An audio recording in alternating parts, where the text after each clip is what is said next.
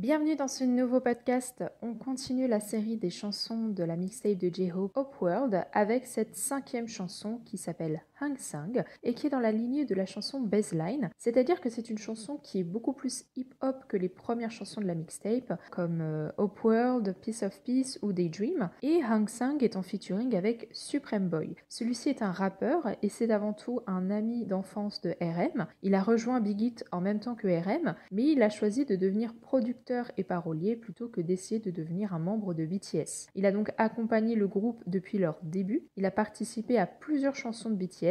C'est lui notamment qui a produit et coécrit la série des cyphers de la rap line, ainsi que la chanson Mic Drop, pour n'en citer que quelques-unes. Et donc il produit cette chanson qu'il a coécrite avec J-Hope et il apparaît également dans une partie de la chanson puisqu'il est en featuring. La chanson commence avec les paroles suivantes. Toujours avec mon pote, ouais, toujours avec mon voyou, ouais, toujours avec mon pote, ouais, fracas dans la rue. J-Hope, il commence cette chanson en utilisant le terme thang, que j'ai traduit ici par voyou, mais c'est en fait un terme qui désigne un criminel. Historiquement, c'est un terme qui provient de l'Inde et qui désignait les membres d'une secte qui volaient et tuaient les voyageurs en sacrifice à la déesse Kali. Et c'est un terme qui a été intégré au milieu du hip-hop parce que le milieu du hip-hop qui a pris naissance aux États-Unis est historiquement connecté à la rue et aux gangs de rue. Donc ici, le terme est utilisé par J-Hope afin de rester fidèle au registre hip-hop et donner un peu cette ambiance gangsta puisque la chanson Hang Sang s'inspire en fait du hip-hop par lequel J-Hope a commencé à faire de la musique. Quand je descends du putain d'aéroport, je prends l'avion avec mes amis. Chaque jour, je m'éclate avec mes gars. Chaque jour, je m'éclate avec mon pote. Pareil, dans ce passage, on a un gros mot qui est employé, alors qu'il n'y en a pas besoin, mais c'est toujours pour continuer à coller à ce registre hip-hop, parce qu'on retrouve pas mal de gros mots dans ce genre de registre.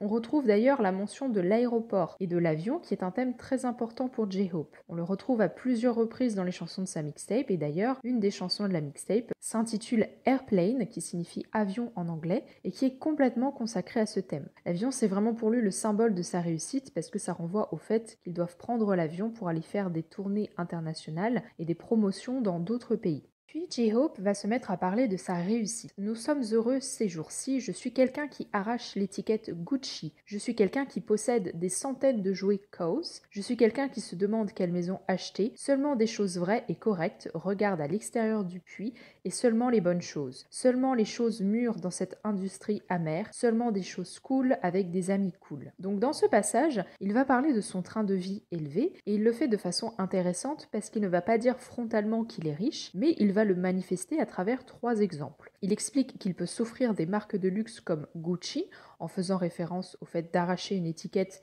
après avoir acheté un article. Il fait également référence à des figurines d'un artiste qu'il apprécie beaucoup, Kaws. Ce sont des figurines qui coûtent extrêmement cher et qu'il collectionne avec RM. Tous les deux sont très fans de ce genre de figurines et RM a notamment décoré l'extérieur de son studio avec ce genre de figurines. Enfin, il évoque le fait qu'il a la possibilité à un âge assez jeune d'acheter une maison. Donc à travers ces 3 exemples, il témoigne de sa richesse qui est le reflet de son succès en tant qu'artiste. Puis il va faire référence à une fable chinoise qui est la grenouille dans le puits avec la phrase « Regarde à l'extérieur du puits ». Cette fable, elle raconte l'histoire d'une grenouille qui vit dans un puits et puis un jour elle reçoit la visite d'une tortue qui va se mettre à lui parler de la mer. Comme la grenouille n'est jamais sortie de son puits, elle ne sait pas ce qu'est la mer, mais elle refuse de sortir de son puits pour aller voir la mer. Elle invite au contraire la tortue à venir la rejoindre dans son puits en lui assurant qu'il n'y a aucune autre place au monde qui ressemble au paradis. La tortue ne parvient pas à entrer parce que le puits est beaucoup trop petit pour elle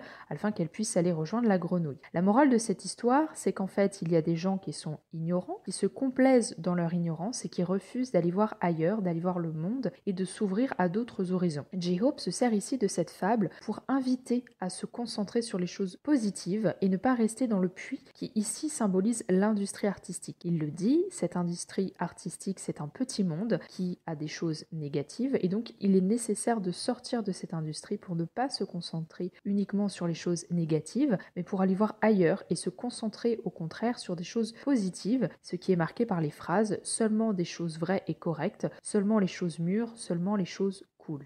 Il continue ensuite de parler de son succès avec les paroles suivantes. Route rouge, quand j'ouvre les yeux, marcher, marcher, marcher, appel de célébrité, parler, parler, parler. Tous ces moments, toujours avec mon pote, même dans le futur, toujours avec mon voyou. Le monde suivra le rythme de cette personne. Nous sommes ensemble toujours, toujours, plus fort. Dans ce passage, il fait référence au tapis rouge, avec la phrase route rouge, qui symbolise une vie de célébrité. Il évoque d'ailleurs les contacts qu'il se fait dans le milieu des célébrités, appel de célébrité, parler, parler, parler. Mais le message qu'il véhicule surtout dans ce passage, c'est le fait qu'il n'est pas seul quand il vit ces moments-là. Il insiste sur le fait qu'il est toujours avec les autres membres de BTS. Il place le groupe dans une position dominante avec la phrase « Le monde suivra le rythme de cette personne ». Ça fait notamment référence au fait que BTS a connu le succès international en restant fidèles à leur musique et à leur culture, puisqu'ils ont su s'imposer en tant qu'artistes sud-coréens dans une industrie qui est dominée par la langue anglaise et des artistes occidentaux. Il utilise également l'expression « turn up » à la fin du passage, qui désigne le fait de monter le son plus fort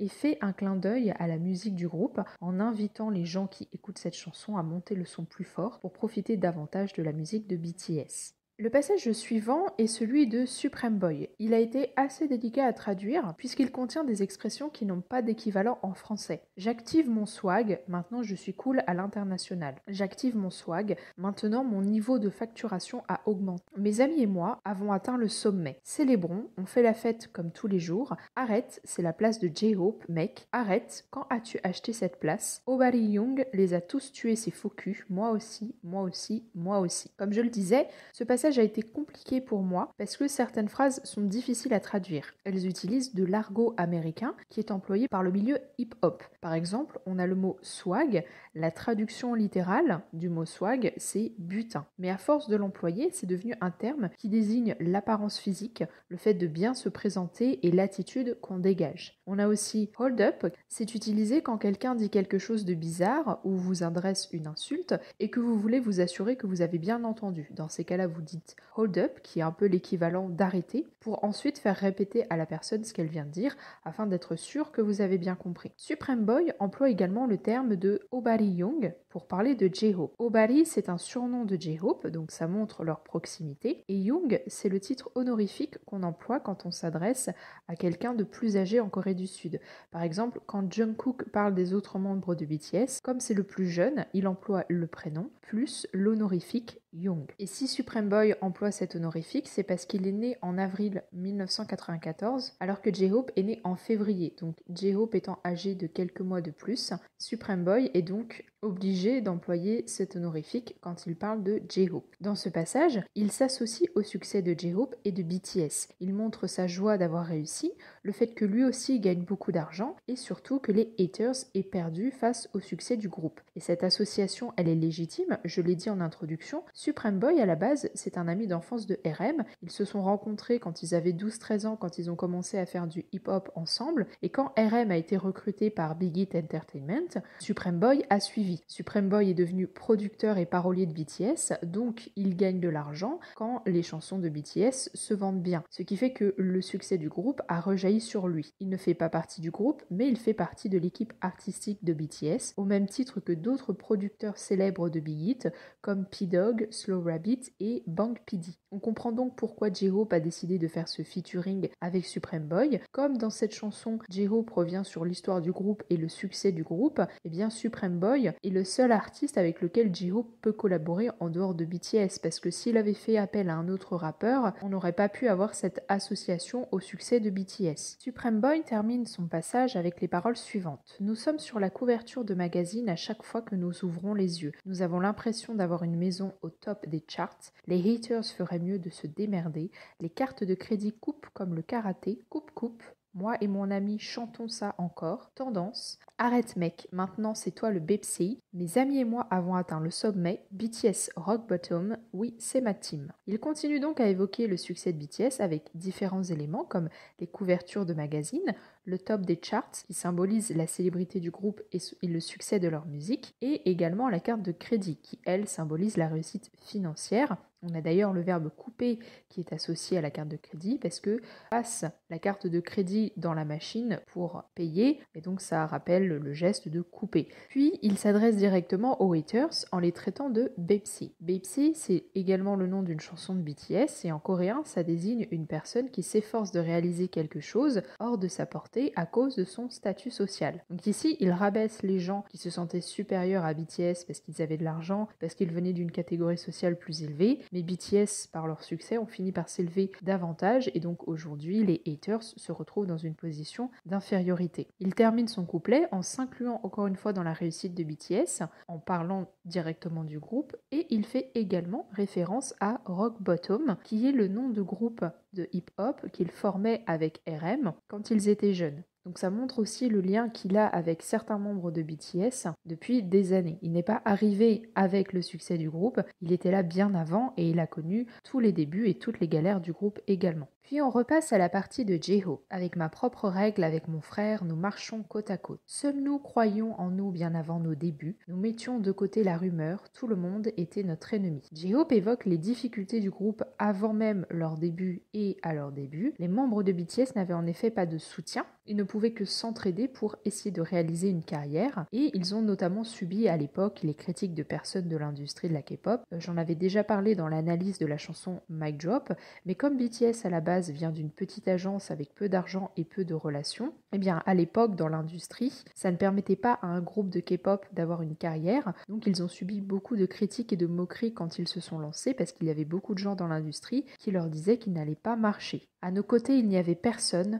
Une équipe comme la nôtre a retourné le game. Maintenant, nous ouvrons le monde. C'est comme au karaoké. Chante, bouge, vérifie. Tout le monde en veut. Nous sommes les préférés du karaoké. Nous l'avons fait comme nous en avions rêvé. Tout est devenu réalité. Maintenant, c'est notre tour. Nous les avons abattus, tous ces riches. Le karaoké est composé de chansons populaires que le public connaît et veut chanter. C'est une façon, encore une fois, d'évoquer la popularité des chansons de BTS. Tout ce passage évoque les débuts difficiles du groupe, les critiques que leur ont adressé les personnes venant de ce milieu social plus élevé en Corée du Sud, parce que la Corée du Sud, elle est basée sur un système hiérarchique très strict, et donc BTS a beaucoup subi ce système hiérarchique, mais ils ont réalisé leurs rêves, et en fait, ils ont dépassé leurs attentes.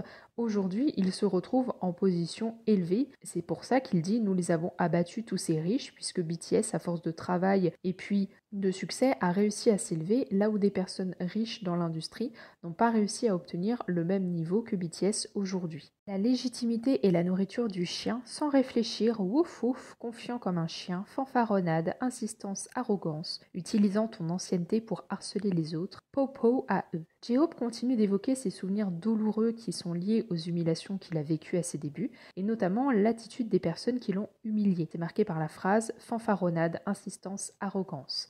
En Corée du Sud, les gens plus âgés ou avec plus d'expérience dans un domaine doivent être très respectés par les jeunes ou les débutants. Et donc, il y a des gens qui ont vraiment utilisé leur position plus élevée selon la société sud-coréenne pour humilier J-Hope et BTS. Il utilise une onomatopée qui marque le son d'un tir, po à eux, et c'est en lien avec la phrase « Nous les avons abattus, tous ces riches ». Nous regardons droit devant nous, avec nos réussites et récompenses, nous dominons, avec mon label, notre pilier, avec mes fans, merci, avec ma team, toujours. J-Hope conclut cette chanson en évoquant la situation actuelle de BTS qui est une réponse à tout ce qu'ils ont enduré à leur début, à savoir le succès. Ça permet de montrer le chemin parcouru et il insiste sur le fait qu'il n'est pas seul et qu'être accompagné est le facteur de sa réussite. Avec lui, il a son label, dont fait partie Supreme Boy qui l'accompagne sur cette chanson. Il a les fans, les ARMY et surtout il a les autres membres de BTS qu'il désigne sous le nom Team qui signifie équipe. Enfin, il boucle sa chanson parce qu'il l'a commencé avec le mot Hangsang qui signifie toujours et il conclut la chanson par ce même mot. Ça permet de marquer dans l'esprit des gens qui écoutent cette chanson le lien qui l'unit aux membres de BTS puisqu'on associe ce lien au mot toujours. Ici, même si c'est une chanson solo de sa mixtape, il s'inclut toujours dans le groupe dont il fait partie parce que c'est aussi une part de son identité.